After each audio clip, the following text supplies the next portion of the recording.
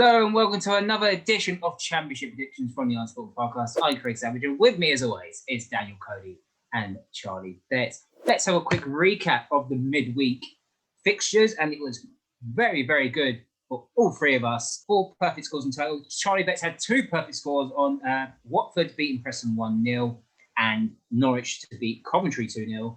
Daniel Cody got a perfect score on Millwall beating Birmingham 2-0, and I also got a perfect score on Reading beating Bristol City 2-0 as well. But overall, as you can see on the table, it's 11 points for myself, 11 points for Charlie, and unfortunately, 9 points for Daniel Cody, only by a late goal in the Blackburn game. So overall, me at the top with 213 points with 37 perfect scores. Daniel Cody's on 197 with 30 perfect scores.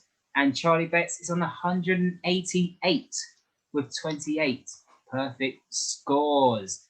So let's get on with this. Matchday 31, it's my birthday edition of the Championship edition, which I'm going to get 0. It's so going to happen. Let's start off with the Friday night football. It is Watford versus Derby County. Charlie, Derby County, there's nothing better than scoring a 92nd minute winner. No, to be honest, and Andre Wisdom, I believe, has played countless games in his professional career and hasn't scored up to that point. No, do you know what? It's tough because, if I'm honest, I think Watford obviously have been good at home, but then, I don't know, Derby at a minute have just been grinding out results, but then there's that odd one, for example, like Rotherham, where they got then rolled 3-0. Watford aren't prolific going forward, but they are grinding out results, but Derby have been so strong at the back. So, I can't believe I'm saying this, because it's a TV game and already produced goals, but I think I'm going to have to bottle it and go for a 0-0. Watford versus Derby, 0-0. Cody? I'm not a million miles away from Charlie here. That Watford penalty was the only shot on target in that entire match. But Watford are generally a bit more like that on the road. They certainly won't be winning 6-0 again in their next home game.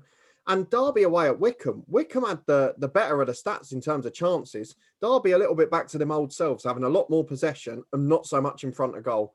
So I don't think it'll be a high-scoring game. It's either 1-0 Watford or 1-1 for me, but I'm going to start with a draw just because it's on TV. Championship's favourite scoreline. Do you know what? I don't think 1-1's the Championship's favourite score right now. It seems to be 0-0. No, we've just been saying that since Matchday 7, and it's not really at all now, is it? No, I don't think it is. It's our favourite. The annoying thing is, that's what I was going to go for, to be fair, 1-1. But I won't go 1-1. Yeah, great result. Both teams great results. Despite Preston Watford, we did say it was going to be a boring game. It proved to be a boring game. And Derby, that's the points they really needed as well, because Team Randall starting to pick up points here and there and everywhere. But I don't think they'll win this one either, to be honest. I think Watford will sneak it. It won't be a pretty game, even though it's on TV. I'm going to go Watford to nick it 2-0. Up next at St Andrews, it is Coventry City versus Brentford. Cody, 2 defeats in a row now for Brentford. Is the wheel starting to fall off? Well, I don't think Winston Reid's had the impact Charlie thought he might, because the same thing seems to be happening. But in all seriousness, we did say this a couple of weeks ago about Norwich going off the top and Brentford going up there. The pressures would change for both of them. And it's no surprise that Brentford have lost back-to-back games and Norwich have won them. Coventry aren't in great form either, though. So that's the only other thing I'm a little bit concerned about. Only 3 points clear of the relegation zone now, and it's out of their hands as it stands because they've got a worse goal difference as well. The fact that they've lost both of the last 2 games clearly is a concern, but they're playing against very good sides. The last 3 games have been Watford, Cardiff and Norwich. So if they're going to bounce back, it will be this one. I don't actually, again, a bit like the first game, I don't see either side winning it. I really don't. So, against my better judgment, I'm going to go for Coventry to draw 0-0 at home. Totally disagree. You know they're good for goals, despite losing 2-0 with Barnsley. They looked a bit comfortable to start with, well, especially in the first half against QPR, and then they lost it in 5 minutes. To be fair, you've got to give QPR credit more than Brentford collapsing. Coventry, poor against Norwich. But I still think Brentford will bounce back. It's surely lightning can't strike twice for Brentford. Surely not.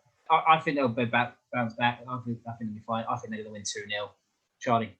I don't know. I'm somewhere between the two. This is so tough because we speak about the mentality thing, and then you listen to the interview afterwards with the manager, and his comments were, if someone had offered us this many points at the beginning of the season, we'd have taken it.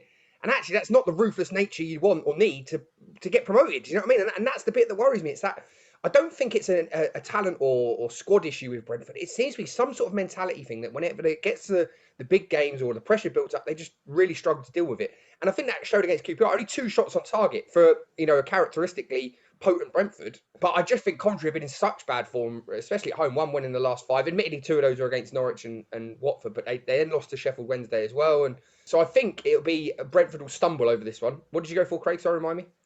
2-0. So I think I'll half that. I think Brentford will win 1-0, but I don't think it'll be pretty. And I don't think it'll be vintage Brentford we've seen up to this point. Up next at Ashton Gate, it is managerless Bristol City against Barnsley. Obviously, you two done a review of Dean Holden's time in charge at Bristol City. You can watch that video in the eye above. Cody, do you think a team like Barnsley is probably the worst opponent to have for managerless Bristol City? I don't know. I mean, I think me and Charlie discussed it yesterday. As you said, I'm not sure Bristol City will be managerless by Saturday because the fact in that statement, it said that the caretaker will take charge of training, really got me. They must have someone in by Saturday. And if they do, then we have to take the complete opposite question, which is, will there be a new manager bounce, which there so often is.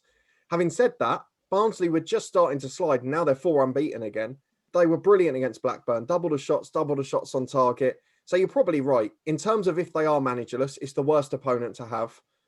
But I'm going to bank on Bristol City having a manager in charge. No matter who it is, they'll get a 1-game bounce. I'm going to go for thriller.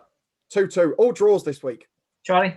At the time of recording, I was with Dan until I heard that there was I think it's Michael Appleton was now the top sort of, and I just can't see them getting that over the line before Saturday now. I thought if they were going to go for someone, I'm not going over the whole episode again, someone who wasn't already at a club, then I agree with him. He might have got someone in and done it. I'm going on the basis they're not going to have a manager in. And I just think Barnsley have been, I mean, that win against Brentford the other day, for example, I just think they're away from home. That's some result. Like you say, Bristol City, 1 shot on target against Reading. I know Reading are very good going forward, but they're not known for their defensive attributes. So I can only see Barnsley win here all the time that Bristol City haven't got a manager. But what score? Repeat of the Brentford game, 2-0 Barnsley. Yeah, Bristol City, 5 straight defeats in the league. Their football's been awful. The wheels are starting to fall off after the Luton game, to be honest, because Dean Holden started making excuses. Obviously, I didn't get my chance to speak on the show. No. Yeah, the wheels are falling off when he started making excuses about anything else rather than this team not playing actually well on the day, because there's 2 teams playing on the same pitch, one team done better than the other. So yeah, it was always going to come, especially when you have an assistant manager that obviously took over as the manager, because he still has the same ideas, and the same thing with Bournemouth. So I still don't think they're going to win this game, because you've still got the same people that are part of this coaching team taking charge of this game. Well, at the moment, with Paul Simpson there. So I don't see anything else in this game. I think Barnsley will still win this game. It will still be tight. 2-1 to Barnsley. Up next to the card 16 is Cardiff versus Preston North End. Cody, you watched Cardiff on Tuesday night. Mick McCarthy is accentuating the positives and hiding the negatives of this Cardiff side. He absolutely is. I'm going to be honest, and I said this to you in a group chat. They started to look remarkably after just 6 games, like that Wolves side when they went up. I mean, the similar qualities, the similar characteristics, the sensational play from set pieces defensively. To structure a team that well within 6 games is unbelievable work from the coaching side. And I'm sure Terry Connor deserves some of that credit as well. But the Preston thing is going to get me, because they won their last away game against Blackburn. They've still got the 4th best away record in the Championship. And I just don't know whether they're the side, because everyone now, we're all sitting here thinking Cardiff are going to win. They're unbeatable. And Preston are going to turn up with one of their famous away days. So, do you know what? I've gone against the curve for the rest of this episode so far. So I'm doing it again. 2-1 to Preston, and surprise for Mick McCarthy's first defeat. Charlie? Yeah, it's tough. See, that's the thing. Preston, just when you write them off, they do that. However, Cardiff is such good form. I mean, that Harry Wilson's goal, Harry Wilson, isn't it? Yeah. Vintage Coleraine, for those of you who don't know what I'm about. Long ball, second ball, knockdown. It was classic Sunday League football, but it's what you love watching. Big centre forward, knocks it down, smash, off you go. So just playing off the second ball. But then we said that about Mick McCarthy. He can be direct when he wants to be, but he can also keep the ball well. So I think they'll have too much for Preston. Preston, when they win by the odd goal. But I just can't see them keeping Cardiff out. So on that basis, I think I have to go for a Cardiff win. I don't know. I think Preston might fold. 3-1 Cardiff. Yeah, I also watched the Cardiff game, and I was very, very impressed how they were obviously set up. I thought Luton made it a bit easy for them, to be honest. Just trying to got the ball wide and whipping them in, and when you've got 3 big centre halves that they do, it's very easy for them to head the ball away and attack everything. So, and obviously, yeah, they scored from set pieces, and you can't leave Harry Wilson load of space like that, because you know the quality he's got in that, and it was a great strike. Preston, what is Preston?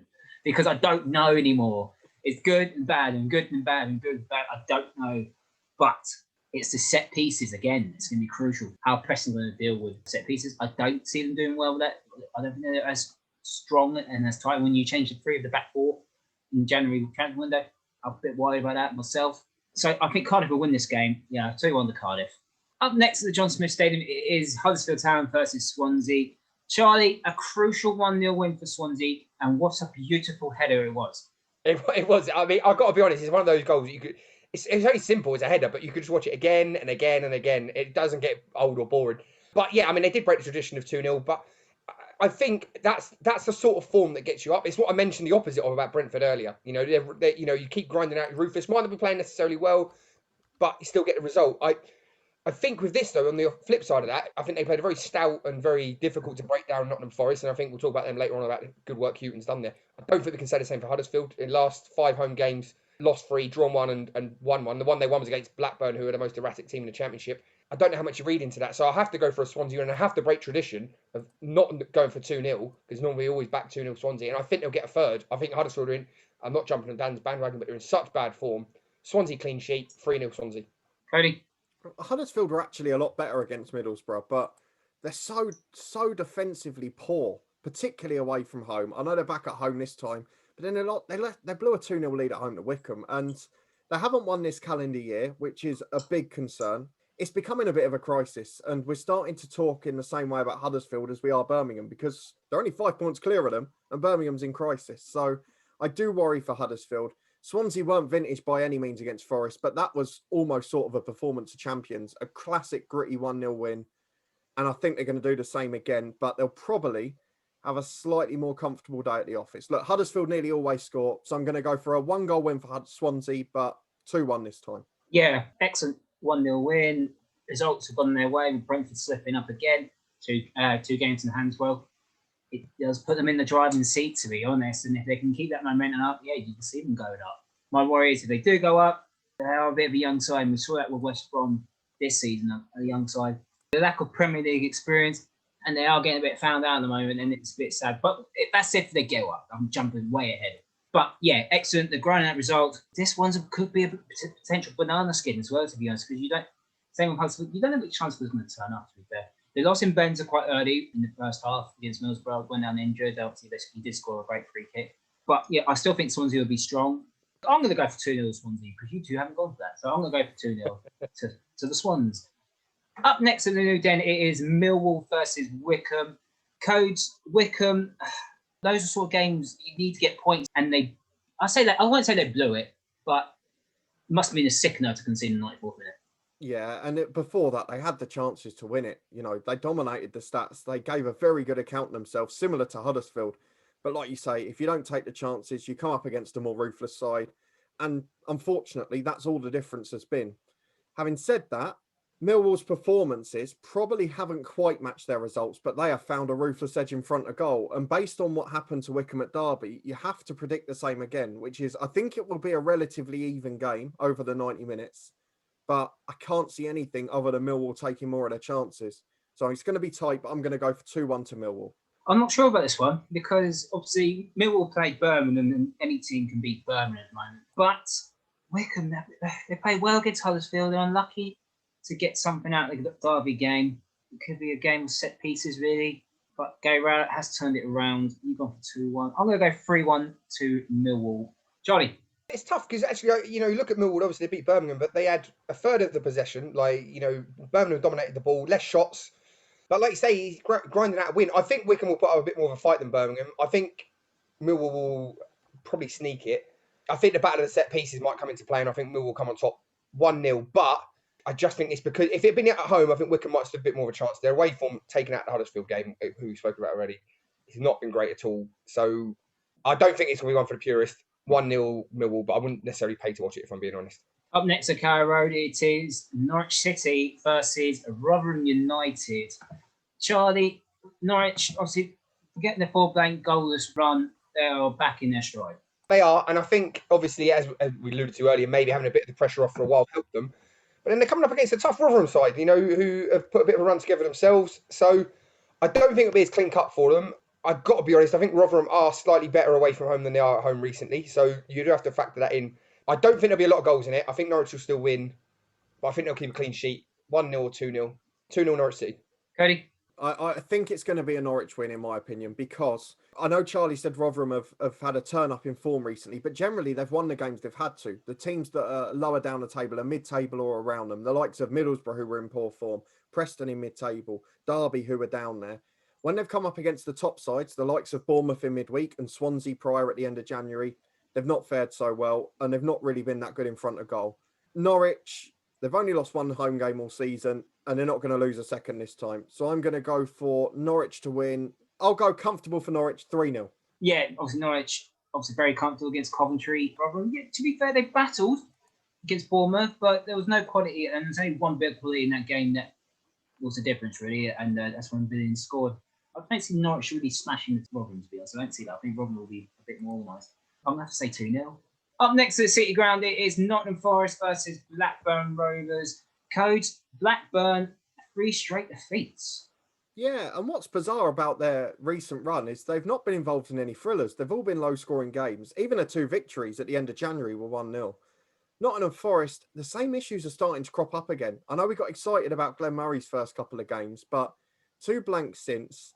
They're restricting teams well. They really are having the better of games, but they're not scoring goals. It's so frustrating. But as it is, this game's got to be low-scoring based on what we've seen. Cure 4-all thriller, but I'm going to go for 0-0. Charlie? Yeah, it's hard. I mean, Forest had if you look at stats, they not dominated. They definitely had the better share of it against Swansea. 11 shots, but only 2 or 3 on target, and that's the worrying thing. And how many of those were clean cut? I don't know. Houghton's obviously done some good work there. I think we always knew it was going to be a longer job than, between whenever he took over a few months ago and the end of the season. But there are definitely some shoots there. I think his work over the summer will be quite important. It's what Blackburn, I know we say this every week, and it's probably a broken record, but what Blackburn turns up. And Blackburn, just when they go on a downward spiral, look like they're going to blow it all, they then come out with a win. But I have to back Nottingham Forest all the time as well. So I'm going to go for a thriller, goals galore, 3-2, because both teams will I think Forest will have to come out a bit more, and Blackburn can't defend to save their lives. 3-2 Forest. I'm going to have to disagree with you, Charlie. I don't see many goals in this game, despite one of the teams has the second top goal scorer in the Championship. I don't know what's going on with them. No, I really do not. I wasn't impressed with that 1-0 victory against Luton. Forest, on the other hand, yeah, I think you were spot on, really, getting the chances but not scoring. So I think I'm going to go for the Championship's favourite scoreline of 1-1. Up next at the Kieran Prince Foundation Stadium, it is Queen's Park Rangers versus Bournemouth. Charlie, excellent recovery from Queen's Park Rangers beating Brentford. Bournemouth, Thierry Henry. Well, I'm sure if it happens, we'll do an episode on that. Personally, if Henry comes in before Saturday, I'll guarantee you a QPR win, but I'm sure we can talk about that another episode. But it must be a bit unsettling, the whole talk of a manager, of who's he going to be and all this, that and the other. Jonathan Woodgate being there, but is he gaffer? I don't know. Do you know what I mean? And I think that's probably shown in their performances. They started to a 1-0 win yesterday. Fans, I'm only going by the cross-section of social media, but on the whole weren't amazingly happy with the performance, albeit they got 3 points. So I think it's a bit more negative, it's a bit more conservative under Woodgate. So I don't know if he's necessarily doing himself any favours. And I just think coming up against a QPR side who are in the form that they are in, and talk about a masterstroke of a signing in Charlie Austin, he's been the difference for them. Really, their upturning form has been since he's come in. If he's fit and he's playing, you have to back them most weeks now against a lot of the teams in the league. So I've got to do that again. Will it be a pretty game? Possibly not. But, all the time Charlie Austin's on the pitch, QPR win. I think they'll shut them out. 2-0 QPR. Cody. Half for me. I'm going 1-0 QPR. Same reasons, basically. Last away game for Bournemouth, they didn't create a shot on target against Nottingham Forest. And QPR haven't been conceding many recently. I mean, looking at their last home games, a 1-0 defeat against Derby, 2-1 win against Brentford's excellent, and then a 1-0 shutout against Blackburn. So they've kept 2 clean sheets on the road in the last 3. They're in great form defensively, so I can only see a 1-0 win. Yeah, I think we're all going to have to agree on a QPR win, to be honest. I've actually been quite impressed since the start of January with QPR. I'm not going to say it's all Charlie Austin, but it seems to be like his presence has risen the whole team, because they were god-awful before January. And we were quite worried for Mark Warburton's job. But I tell you what, he must have done very good business in January, and it seems to be working for this side. But I don't see them keeping a clean sheet, because Bournemouth do have a bit more quality. I still think QPR win this game. I'm going to go for 2-1. Up next at the Matchday Stadium, it is Reading versus Middlesbrough. Where'd you go for this one, Coach? I don't know. Both sides in pretty poor form, both back to winning ways. Reading beat Bristol City, Dean Holden's last game. We talked about that in midweek. There was never going to be much of a reaction from them. And Middlesbrough ground out a win against Huddersfield, but it was far from convincing. Middlesbrough have been poor on the road all season. Again, Reading just starting to get a couple of injured players back. I think based on the season, based on the form, based on the players available, I have to edge Reading to win this game. I don't think they'll keep a clean sheet because most weeks it looks like Cabano's going to put a goal in now, although he didn't for the first time against Huddersfield. Duncan Watmore's goal was brilliant, by the way. Just thought I'd say that. But I'm going to go for Reading to nick it 2-1. Charlie? Reading have been the last two at home, admittedly lost to Brentford, but then they lost to Millwall. And Millwall would be a similar sort of setup to Borough away from home. I think, they're going to be, Borough are going to be a lot more conservative there and try and hit on the counter. But Borough have got a couple of injuries now. Balassi's obviously not playing at the minute and things like that. So I think just on a bit of form and momentum alone, I'm going to have to back Reading. But I don't think it's going to be the greatest game you're going to watch. 1-0 Reading.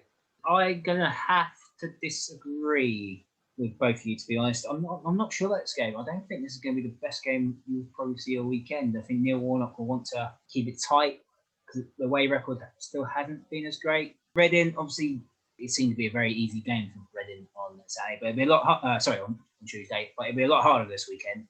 I'm going to go for the Championship's favourite scoreline. I'm going to go for 1-1. Up next at Hillsborough, it is Sheffield Wednesday versus Birmingham. Charlie, Birmingham City. Alex Okranko was very critical of his players at the weekend against Luton. And the one thing you don't want to do the very next game is gift the team a goal in the opening 3 minutes. Yeah, you do wonder what's going on there. I think his exact words were, it's going to be impossible for us to stay up all the time we're playing, the way we are. And then obviously that happens. It's tough, though. I've got to be honest, because there were elements, though. If you look at the game, away from home, Birmingham have been a little bit better. And actually, they dominated possession, had more shots. So I don't know. Is it Karanka? Is it the players? I'm not defending him. I'm sure we'll end up doing an episode on this in the near future. I don't know if this is clean cut as him just losing the dressing room, though. So I don't know. I think Sheffield Wednesday at home, slightly better. I don't think Birmingham are going to have enough, though, given the things that have happened recently. But it's not going to be a lot in it. 1-0 Sheffield Wednesday. Cody. Well, one of the things, I know Birmingham were slightly better, but it could have been a lot worse if they'd not got away with one of the greatest saves I've ever seen by a centre-half in Harley. Great tip round. Fantastic save. Vintage Charlie Betts, that was. Great save with his elbow. I think I agree with Charlie. Sheffield Wednesday are going to nick this one. I would have gone for 1-0 as well because that seems to be their favourite score at home. It's a massive game at the bottom of the table, both on 28 points. If Birmingham lose this one, given the fact that they've played more games as well, they could be in a real mess. And surely it will be Karanka's last game because as much as you like someone, you just can't keep going with the same mentality. So particularly with some of the things coming out of the club at the moment, I'm going to go for 2-0 Sheffield Wednesday. I'm going to go one better. I'm going to go 3-0 Sheffield Wednesday. I can see it being exactly the same, conceding a goal and just capitulate straight after that. It is a massive game down the bottom of the Championship. It really is, because as you said, same points. But I can't see Birmingham winning this game. I really, really can't. And I said since the start of the season, probably the worst thing I've seen. 3-0 Sheffield Wednesday, comfortable win. And the final game at the Bet365 Britannia Stadium is the Reece Norrington Davis derby via Nathan Jones. It is Stoke City versus Luton Town. Codes, Luton, they're probably a little bit of an injury crisis with the defenders, but do you think they held their own against Cardiff? Oh, it wasn't a terrible performance. I think as soon as that's the difference for the sides like Luton and probably from mid-table down is once you lose two of your first choice back 4 or 5, it's immediately noticeable. And it was for the 2 goals. They were almost carbon copies in terms of the way they were created. So I have to say I fancy Stoke in this game. I mean, I was lucky enough about this time last year, I think it was December, to go and watch Stoke v Luton, albeit under Graham Jones, and Stoke were, once they got the first goal, the better side. I don't think Reece Norrington-Davis is going to play an influential part in this game, but I still think Stoke will win it. Michael O'Neill specials are back, so 1-0 Stoke. Charlie? Yeah, no, I was caught between a Michael O'Neill special and this sometimes happens to Stoke where they'll grind out draw, and then there'll be a 5-goal thriller. And that's what I'm banking on. I've been conservative so far. Luton haven't scored a lot of goals. However, maybe his selection, Nathan Jones' selection up front, was a bit to be desired. So I think he'll be a bit more potent. He'll start people like Adebayo, people like that who've got a point to prove. 3-2 Stoke City. I think Stoke will nick it by the odd goal, but there'll be 5 goals in it. I don't know where you're going to get 5 goals from. Luton have scored 1 and 2 this season away from home. Risk and reward, Craig. Risk and reward. I don't think this will be a great game. Obviously, Luton away from home, they've got to do what they did against Birmingham in a way. Obviously, they're going to be a bit more direct Stoke. Nathan Jones won to prove a point anyway, because he's back at his old club, but he didn't have a good time. He's put his old club there. If he gets 3 points on that, any performance the rest of the season for Luton, they'll be happy with that because he's got one over his old club. But I don't think Nathan Jones will win this game. I don't think Michael O'Neill will win this game. I'm going to go with the Championship's favourite scoreline of 1-1. And let's have a quick recap of what we just predicted. Charlie's gone bold for 3-2, 2-3-2s on Forest Blackburn and Stoke Luton. Cody's going to go wild with a Norwich win, 3-0 win against Rotherham. And I've copied Charlie just to once with Norwich versus Rotherham as well. And that's our predictions for this weekend. Do you agree with us or do you disagree with us? Let us know in the comment section down below. And while you're down there, give this video a like, subscribe to the Honest Football Podcast, and you can follow us on Twitter at Honest Football Free. And we'll see you next time.